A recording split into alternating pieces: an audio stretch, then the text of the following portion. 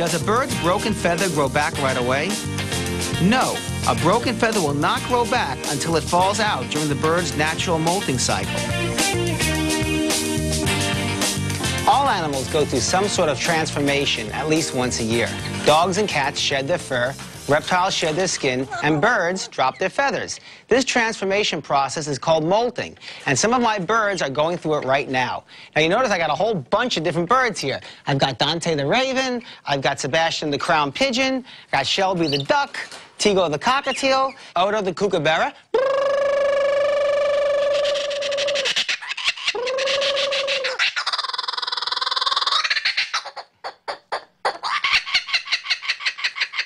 And they all look different, but they all have one thing in common.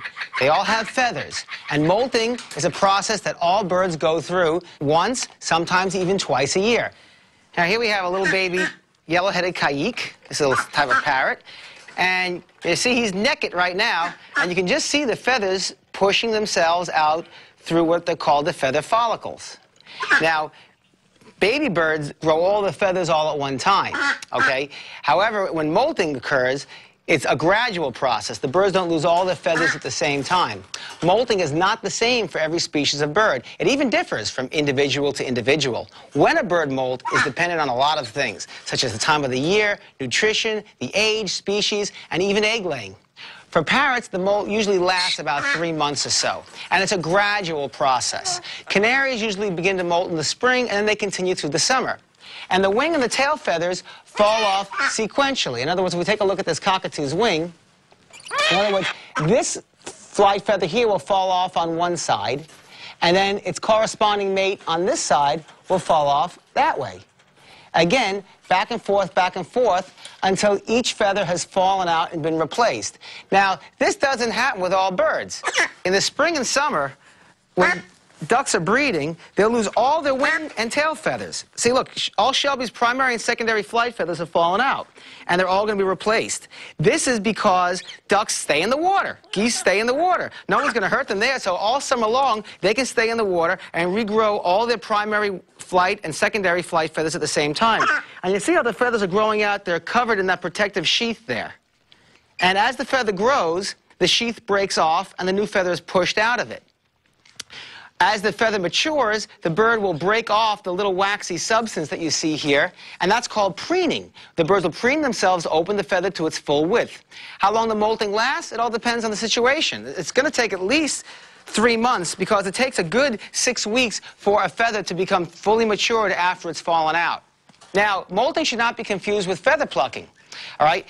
With molting, sometimes the bird will look a little bit shabby all around, but it should never have any bare patches. A bird is feather plucking, it's going to lose actual patches on its body. Now, when a bird is molting, it needs a little bit special care. You have to be very, very sure that the bird is getting the right diet. The bird's feathers should be misted with warm water from a plant mister every day. Hey, Shelby, you want some water? Yeah, you'll like that. This helps the bird to preen the wax off the feathers even faster. And it's going to help the plumage to be really, really nice. Now, a fun thing that you can do when your bird is molting is to keep track of the feathers. Now, when my parrots molt, I save each feather as it falls out, and I put it inside a piece of styrofoam like this, so I know if all the bird's feathers have fallen out. Sometimes a bird's feather does not fall out. If it breaks off close to the quill, it can become ingrown. And that's a situation where a veterinarian would have to take care of that. You see, here's the primary wing feathers from his left wing. Here's the primary wing feathers from his right wing. These are the secondary flight feathers, and this is his complete tail here. And Harry's molting, and his tail feathers are falling out.